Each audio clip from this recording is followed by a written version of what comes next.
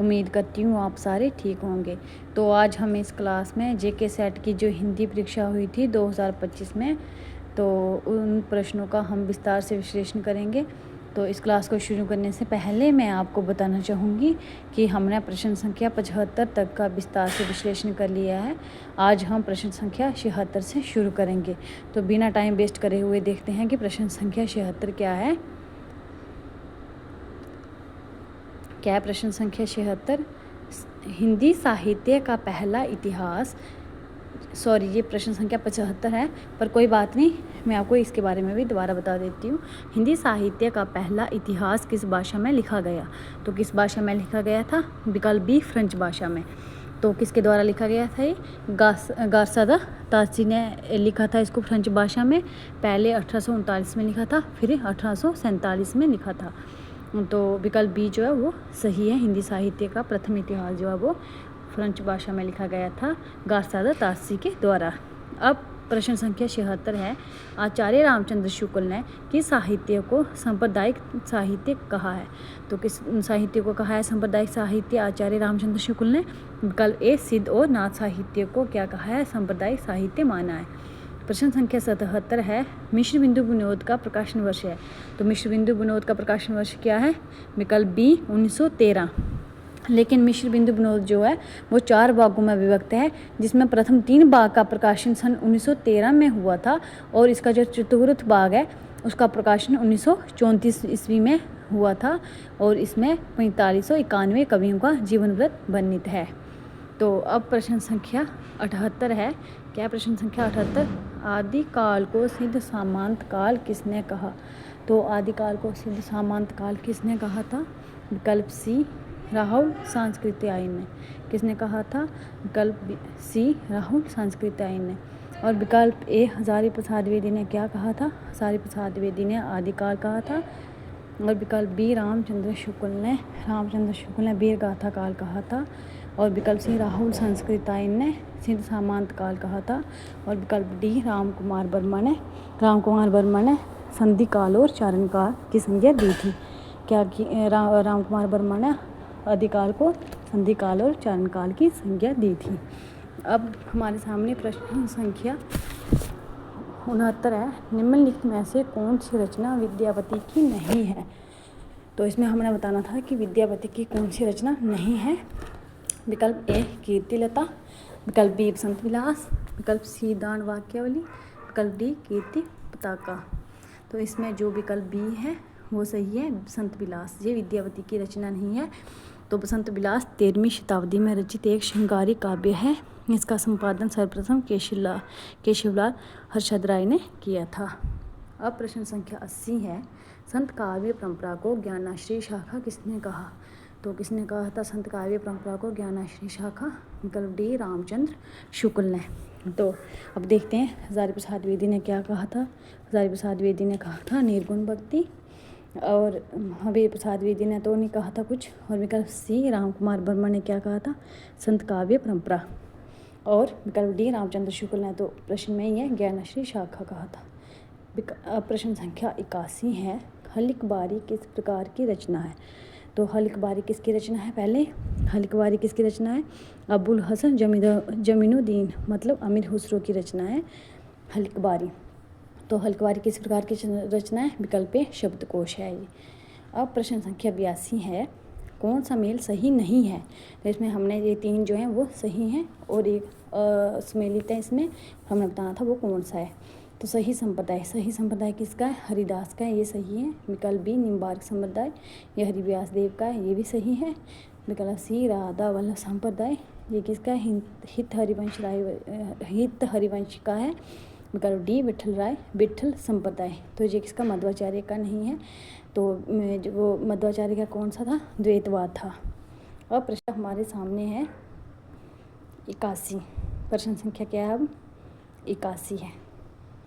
तो क्या है प्रश्न संख्या 81? 81 नहीं, प्रश्न संख्या 83 है। अबुल हसन जमीनुद्दीन मोहम्मद को हिंदी कविता में किस नाम से जानते हैं? तो किस नाम से जानते हैं? अमीर खुसरो। मैंने आपको प्रश्न संख्या 81 में बताया। अमीर खुसरो का पूरा नाम अबुल हसन जमीनुद्दीन मोहम्मद था। अब प्रश्न संख्या 84 है, छंदों का अजायबघर कौन सा ग्रंथ कहलाता है? तो छंदों का अजायबघर किसे कहा गया? पृथ्वीराज रासो को और रामचंद्र शुक्ल ने कहा है पृथ्वीराज रासो को छंदों का अजायबघर। प्रश्न संख्या 85 है, पृथ्वीराज रासो में रेवा तट कौन सा सर्ग कहलाता है? तो वो है विकल्प 27वां जो सर्ग है वो रेवा तट कहलाता है। प्रश्न संख्या 86 है, विद्यावती पदावली में किस रचना की प्रधानता है? तो विद्यावती की पदावली जो मैथिली भाषा में है उसमें श्रृंगार रस की प्रधानता है। तो जन्म समय के अनुसार कवियों का सही अनुक्रम, तो इसमें हमने कवियों का सही अनुक्रम बताना था। तो सवियम्बु, विकल्प डी जो है सवियम्बु सबसे पहले आएंगे, फिर चंद्रबदाई आएंगे, फिर विद्यावती और फिर कबीर आएंगे। अब हमारे सामने प्रश्न संख्या 88 है, दौलत राम किस उपन्यास का पात्र है? तो दौलत राम किस उपन्यास का पात्र है? जे विकल्प है देवरानी जेठानी की कहानी। तो देवरानी जेठानी की कहानी किसका उपन्यास है? पंडित गौरीदत्त शर्मा का उपन्यास है और इसका प्रकाशन वर्ष क्या है? 1870। अब विकल्प बी जो है परीक्षा गुरु, तो परीक्षा गुरु किसका उपन्यास है? लाला श्रीनिवास दास का 1882 का। और विकल्प सी जो है गोदान, तो गोदान किसका है? ये प्रेमचंद का उपन्यास है 1936 का। भाग्यवती, तो भाग्यवती किसका उपन्यास है? ये श्रद्धाराम फ्लोरी का 1877 का। अब हमारे सामने प्रश्न संख्या 99 है, परीक्षा गुरु उपन्यास में व्यापारी महाजन संस्कृति के प्रतीक हैं। तो कौन है वो व्यापारी महाजन? वो है विकल्प डी लाला मदन मोहन। तो इनके जो ब्रजकिशोर जो मित्र हैं ये अच्छे मित्र कहलाते हैं इसमें, बाकी भी सारे इनके मित्र हैं, लेकिन जो ब्रजकिशोर जी हैं तो इनके क्या है? इनके एक अच्छे मित्र हैं जो इनके मुसीबत के समय इनके साथ देते हैं। अब प्रश्न संख्या 90 है, सिलिया किस उपन्यास की पात्र है? तो सिलिया किस उपन्यास की पात्र है? विकल्प डी गोदान, जो प्रेमचंद का अंतिम उपन्यास था 1936 में। 91 है, शेखर एक जीवनी के दोनों भाग में उभी उपशीर्षक हैं। तो दोनों भाग में कौन से शीर्षक हैं? विकल्प सी पुरुष और परिस्थिति। तो दोनों भागों में, पहले भाग में और दूसरे भाग में, दोनों में कितने 4 जो हैं वो उपशीर्षक हैं। 4 उपशीर्षक जो हैं वो दोनों भागों में हैं। शेखर एक जीवनी के दोनों भागों में 4 शीर्षक हैं, तो जो दोनों में एक जैसे हैं वो कौन से हैं? पुरुष और परिस्थिति। अब प्रश्न संख्या 92 है, बाण भट्ट की आत्मकथा किसकी रचना है? किसकी रचना है बाण भट्ट की आत्मकथा और किस विधा की रचना है? ये है उपन्यास हजारी प्रसाद द्विवेदी का। अब प्रश्न संख्या 93 है, स्टीफन मेलार्मी का संबंध किस बात से है? स्टीफन मेलार्मी का संबंध जो है वो प्रतीकवाद से है, और प्रतीकवाद के प्रवर्तक जो है वो कौन कहलाते हैं? बादलेयर। प्रश्न संख्या 94 है, अवधी भाषा की प्राचीनतम कृति कौन सी है? तो अवधी भाषा की सबसे पहली जो कृति है वो कौन सी है? वो चंदायन है। तो चंदायन किसकी है? चंदायन कब की है? 1379 की है, और ये मुल्ला दाऊद की है, अवधी भाषा में रचित है। और पद्मावत का समय क्या है? 1540 है, और मृगावती 1501 की है, और रामचरितमानस 1574 की है। तो इसके लिए सबसे पहली जो प्राचीनतम कृति कौन सी हो जाती है? मुल्ला दाऊद की चंदायन, विकल्प बी। प्रश्न संख्या 95 है, कौन सी भाषा वियोगात्मक है? तो वियोगात्मक भाषा कौन सी है? वो अपभ्रंश है। विकल्प ए जो है वो सही है। वियोगात्मक भाषा कौन सी है? अपभ्रंश है।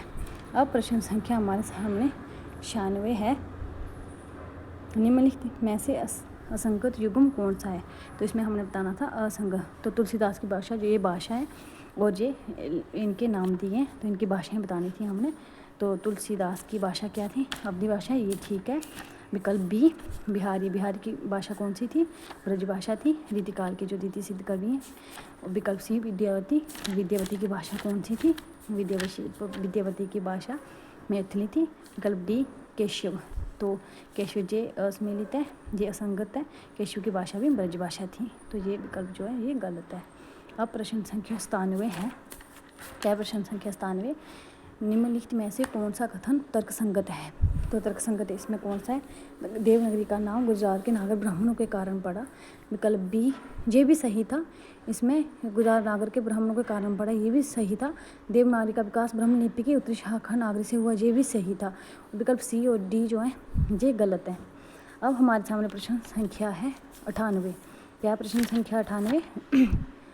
लिपि सुधार समिति का गठन डॉक्टर राधाकृष्णन की अध्यक्षता में कब हुआ था?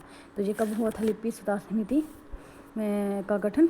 ये हुआ था 1953 में राधाकृष्णन की अध्यक्षता में हुआ था, जब उत्तर प्रदेश सरकार द्वारा गठित लिपि सुधार परिषद की बैठक की अध्यक्षता तत्कालीन उपराष्ट्रपति डॉक्टर सर्वपल्ली राधाकृष्णन ने की थी। कब की थी? 29 नवंबर 1953 को। अब प्रश्न संख्या 99 है, राजभाषा आयोग का गठन कब हुआ था? तो राजभाषा आयोग का गठन कब हुआ था? ये हुआ था विकल्प बी 1955। तो किसकी अध्यक्षता में हुआ था राजभाषा आयोग का गठन? राजभाषा आयोग का गठन हुआ था बाल गंगाधर खैर की अध्यक्षता में हुआ था। इस आयोग में 21 सदस्य थे। तो इसका गठन कब हुआ था? 1955 में।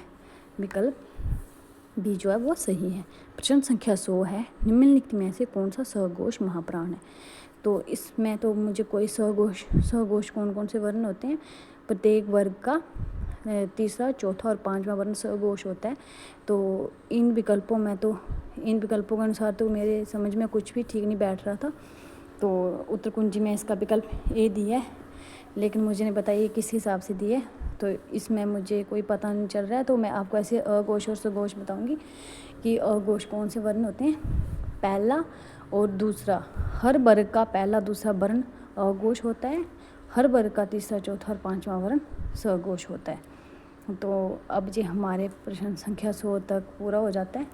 तो अब मैं आपको बताना चाहूँगी कि हमने जेके सेट और जेके पीएससी 10+2 की जो हिंदी परीक्षा हुई थी, उन दोनों परीक्षाओं को मैंने विस्तार से विश्लेषण आपके सामने रखा है। तो आप इन सारी क्लासेस को देख लीजिए, क्योंकि जी हमारे आने वाली जो आगे एग्ज़ाम होते हैं, जैसे नेट हो गया, सेट हो गया, तो उसके लिए ये ज़रूरी होता है हमें पिछले जो PYQs होते हैं उनको देखना ज़रूरी हो जाता है।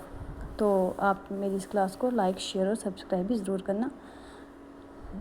अब तब तक के लिए bye, take care, thank you.